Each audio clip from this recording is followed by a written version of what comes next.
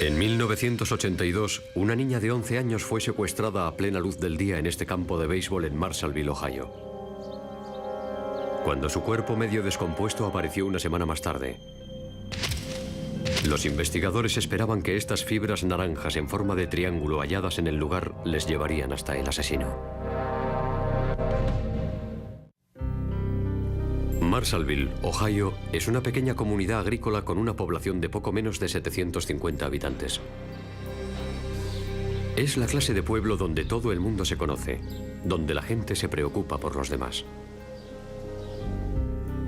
Krista Leah Harrison era una alegre niña de 11 años que se criaba en un lugar que muchos residentes creían a salvo de los crímenes de la gran ciudad.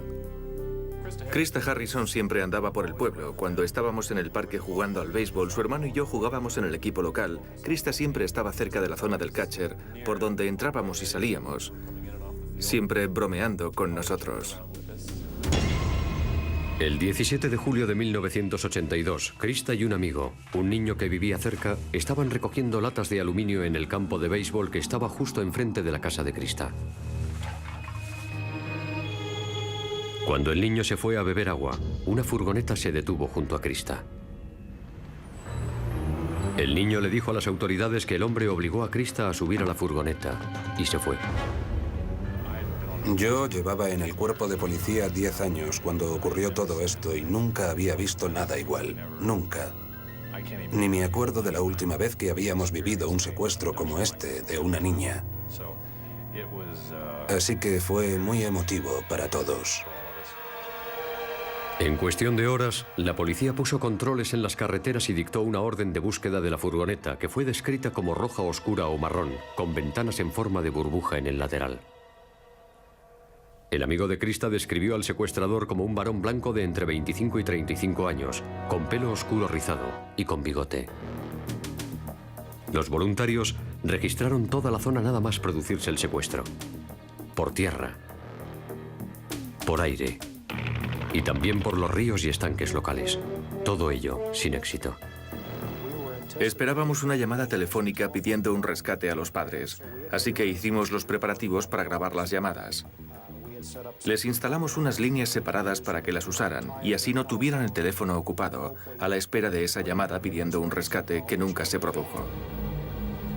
6 días más tarde, en un campo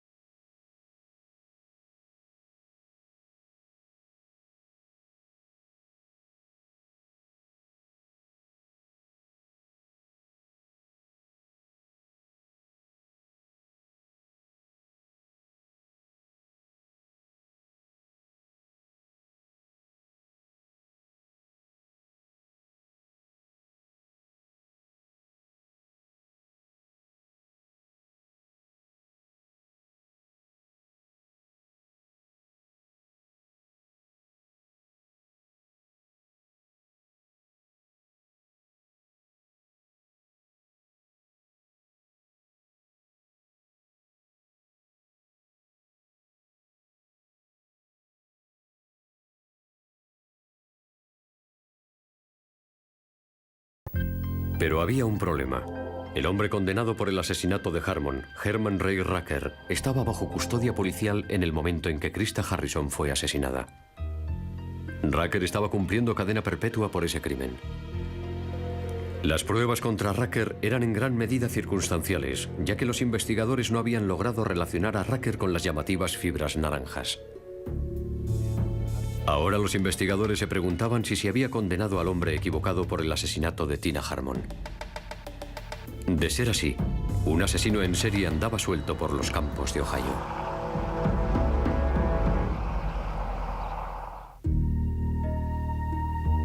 Cuando el cadáver de Krista Harrison fue descubierto en un campo a 50 kilómetros de Marshallville, Ohio, los investigadores tenían solo 2 pistas sobre la identidad del asesino. Primero, un testigo dijo que el secuestrador conducía una furgoneta marrón con ventanas en forma de burbuja en el lateral. Segundo, había una cantidad inusual de fibras naranja en el pelo de Krista Harrison y en la toalla de playa hallada cerca de su cadáver. En el laboratorio forense, los científicos descubrieron que las fibras eran artificiales, en concreto, de poliéster. Vistas por el microscopio, las fibras eran de forma triangular o trilobulada. El hecho de que fueran de poliéster y trilobuladas me indicaba, incluso antes de tener un sospechoso, que era probablemente una fibra de moqueta.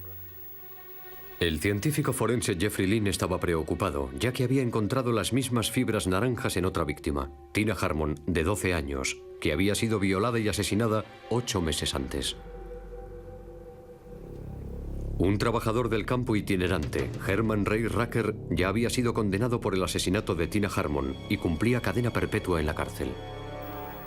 Era demasiada coincidencia que estuvieran en los cadáveres de 2 niñas, ambas asesinadas, ambas agredidas sexualmente y ambas asesinadas en el condado de Wayne. Los investigadores comprendieron que la posibilidad de que Krista Harrison y Tina Harmon hubieran entrado en contacto con unas fibras de moqueta naranjas y trilobuladas a manos de 2 asesinos distintos era extremadamente improbable. Unos rápidos análisis entre las 2 fibras indicaron que al compararlas eran iguales. La gente se puso muy nerviosa porque a los ojos de la comunidad habían secuestrado a 2 niñas de las calles de nuestros pueblos y parecía que había sido la misma persona. Los investigadores centraron su atención en la bolsa de plástico transparente que envolvía los tobillos de Krista Harrison. Era inusual por su espesor y por la forma tan característica en que había sido doblada durante el proceso de fabricación. El agente especial del FBI, Bill Callis, tenía que encontrar el origen de esa bolsa de plástico. Le siguió la pista hasta un fabricante en Pioneer, Ohio. La bolsa hallada sobre Krista Harrison era del mismo espesor, tamaño y forma y había sido doblada de la misma forma que las bolsas fabricadas para una línea de asientos de cuero negro, hechos a medida para furgonetas. Los asientos se vendían exclusivamente a través de un catálogo de venta por correo de la empresa Sears & Roebuck. La caja de cartón utilizada para transportar el cuerpo de Krista Harrison era inusual porque tenía forma de L y fue identificada con toda certeza como el contenedor de envío de esos mismos asientos de cuero negro para furgonetas. El siguiente paso era repasar los archivos de Sears para identificar a todos los residentes de Ohio que habían comprado esos asientos de cuero negro en los meses previos al secuestro de Krista. El siguiente paso era, como no, ir a ver a esas personas e interrogarlas para establecer si podían ser o no posibles sospechosos de nuestro caso. Solo había 32 personas en el norte de Ohio que habían pedido estos asientos de cuero. Pero ninguno de ellos tenía una furgoneta color rojo, teja o marrón, con esas ventanas en forma de burbuja en el lateral tan claramente descritas por el testigo. El asesino de la moqueta naranja seguía suelto. Era evidente que ese tipo seguía por ahí. No le habíamos cogido. Sin duda había hecho esto antes, y era muy probable que volviera a hacerlo, así que había una auténtica urgencia por encontrarle. El pueblo de Marshallville, Ohio, lloró la muerte de Krista Harrison, y la vida siguió su curso, aunque nadie tenía ya la misma sensación de seguridad que antes. Pasaron las semanas, luego los meses. Llegó el aniversario del asesinato de Krista y seguían sin producirse detenciones. Para mayor decepción de los investigadores que llevaban el caso, parecía como si el rastro de las fibras naranjas se hubiera atascado. La gente estaba muy pendiente de la seguridad de sus hijos. Cerraban las puertas por la noche. Los niños nunca se separaban de un vecino de confianza, de sus padres, etc. La gente vigilaba a sus hijos mucho más de cerca. El parque se convirtió en un parque fantasma. Los niños no jugaron allí durante una temporada y había una aprensión tremenda de que eso pudiera volver a pasar. Los investigadores se preguntaban si el asesino de Krista Harrison volvería a atacar. Y en ese caso, ¿dónde?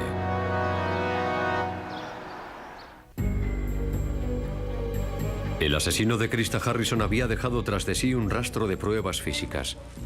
Los investigadores sabían que había pedido unos asientos de cuero negro de un catálogo de Sears porque la bolsa que los cubría y la caja de cartón de ese envío fueron halladas junto al cuerpo de Krista. También sabían que el asesino tenía una moqueta con fibras naranjas trilobuladas en su furgoneta o en su casa. Ahora solo les faltaba un sospechoso. Las fibras se las había dejado ahí al criminal, pero no teníamos la segunda parte de la ecuación.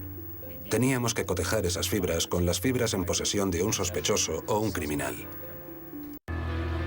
La policía tardó un año entero antes de que surgiera la oportunidad que necesitaban y surgió de la fuente más inesperada. A 80 kilómetros de donde fue secuestrada Krista Harrison, la encargada de una gasolinera, una mujer llamada Debbie, estaba pintando una pared exterior cuando fue secuestrada a punta de pistola. No te muevas, ven conmigo. La llevaron a un paradero desconocido y durante las siguientes horas le afeitaron la cabeza.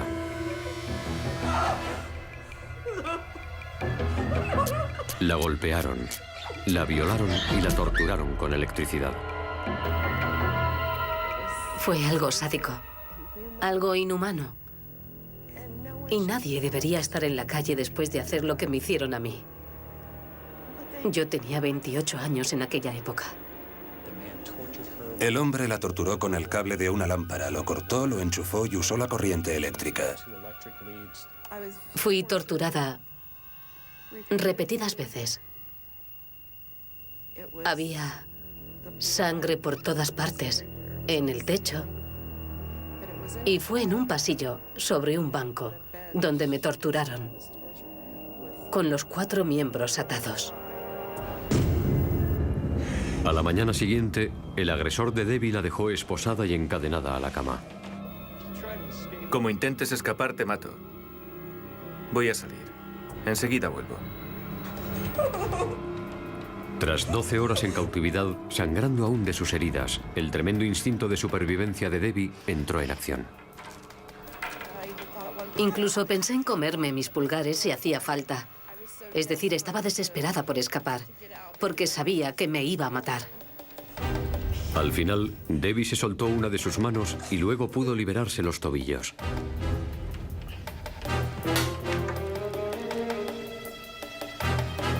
Ya solo le quedaba el proceso tremendamente doloroso de intentar sacar su otra mano a través del marco metálico de las esposas. De forma milagrosa, lo consiguió. Cogió una bata y huyó. Una vez fuera, Debbie no tenía ni idea de dónde estaba. Así que acudió al único sitio que se le ocurrió en busca de ayuda. Miré al cielo y dije, Dios, necesito una señal, necesito ayuda, no sé dónde estoy. Y un caniche ladró, así que fui a esa casa y había una mujer maravillosa, la señora Smith. La señora Smith llamó de inmediato a la policía. Había recibido tal paliza que parecía que llevaba ropa interior morada. Fue de lo peor que he oído o visto.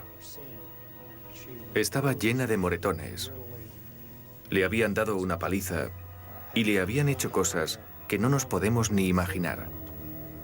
Tuvo que soportar un dolor tremendo y una gran agonía durante muchas horas antes de que pudiera liberarse. Fue la voluntad de Dios. Soy un milagro. Que consiguiera escapar fue un milagro. Debbie identificó al hombre que la había secuestrado como Robert Anthony Buell. Buell trabajaba para el ayuntamiento de la ciudad de Akron, Ohio, en el departamento de urbanismo. Había ido a la universidad, salía con una abogada local y era un miembro respetado de la comunidad. Era más o menos atractivo. Iba extremadamente arreglado. Salía con una abogada. Y cuando todo esto pasó, creo que la reacción general de sus vecinos fue: vaya, no era perfecto, pero no teníamos ni idea de que haría algo así. Y creo que es el típico caso de alguien que tiene su vida cotidiana y luego tiene un lado muy oscuro que acecha debajo. Alguien que llega a su casa del trabajo, coge su furgoneta y se va a buscar a niñas que secuestrar. Cuesta conciliar un lado de su personalidad con el otro. Ante las pruebas que había en su contra, Buell se declaró culpable de los cargos de secuestro y violación. Pero la policía no pudo evitar fijarse en que Buell tenía una furgoneta marrón, similar a la que fue vista en el secuestro de Krista Harrison. Y aunque no tenía las ventanas en forma de burbuja del lateral que con tanta claridad había descrito el testigo, la furgoneta de Buell sí que tenía una moqueta naranja en la parte trasera. Robert Buell negó tener nada que ver en el secuestro de Krista Harrison. Su abogado alegó que aunque la moqueta de la furgoneta de Buell era similar a las fibras halladas en Krista Harrison, no eran únicas, ya que muchos otros residentes de Ohio tenían moquetas similares en sus casas, oficinas o automóviles. Aunque esas fibras de poliéster trilobuladas y de color naranja chillón eran bastante únicas, hay millones de fibras como esas en el mundo. Esto no es como una huella dactilar, no es como una prueba de ADN, no es una prueba definitiva. ¿Qué más podían encontrar los fiscales sobre esas extrañas fibras naranjas? ¿Habría otra pista que pudiera cerrar el caso?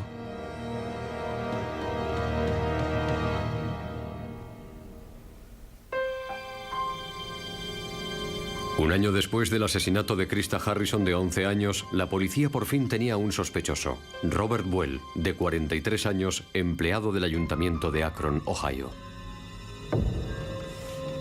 Había sido detenido por secuestrar y violar a una encargada de una gasolinera que escapó tras 12 espantosas horas de tortura. Y en un sorprendente descubrimiento, en la parte trasera de la furgoneta de Buell, los investigadores encontraron una moqueta naranja de poliéster trilobulado similar a las fibras halladas en el cadáver de Krista Harrison.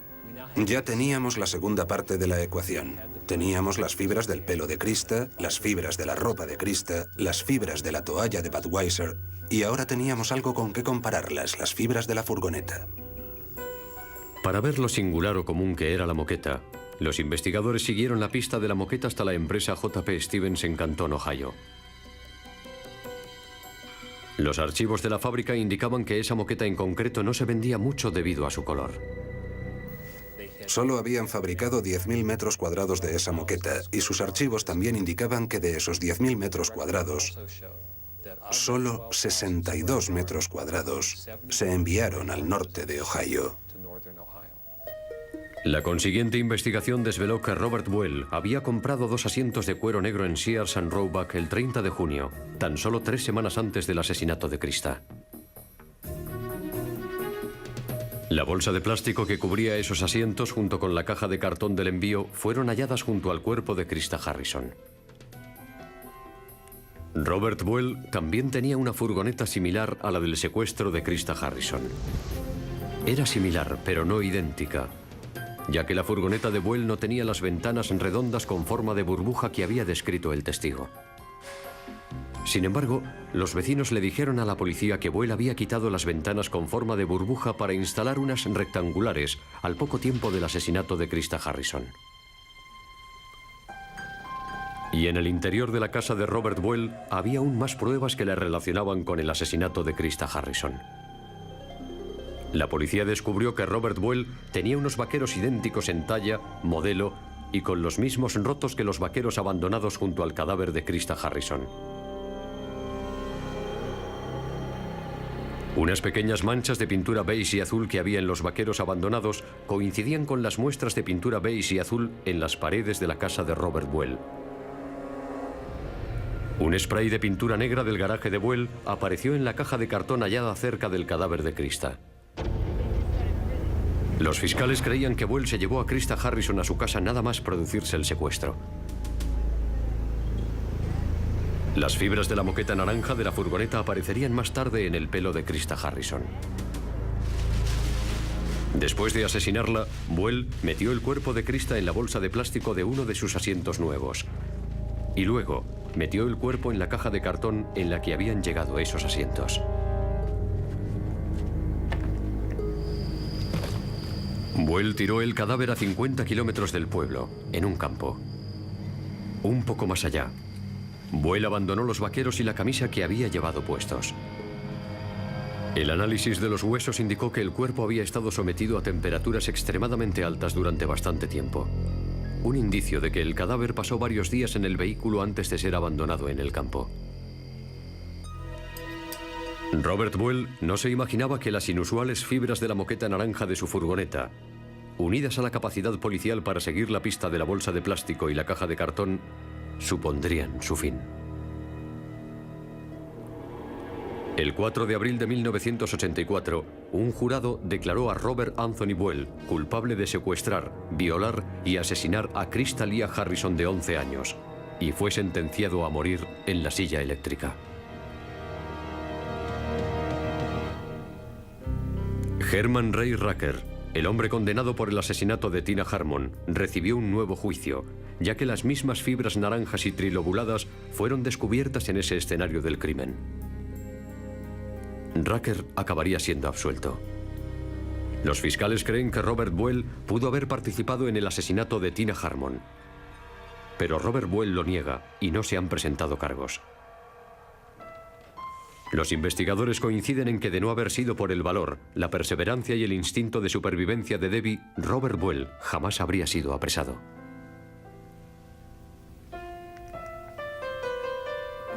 Debbie cree que Buell iba a matarla cuando volviese a casa aquel día, después de secuestrarla. Pero ella insiste en que no es una víctima, sino una superviviente.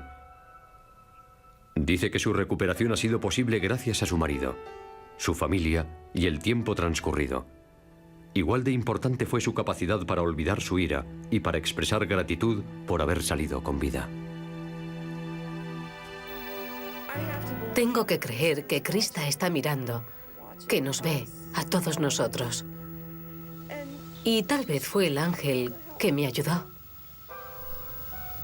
Dios le dio alas. Y ella me ayudó a escapar, ¿sabe? Y estoy segura de que ella sabe dónde está Buell. Para que no pueda hacer daño a otra persona, a otra niña, nunca más.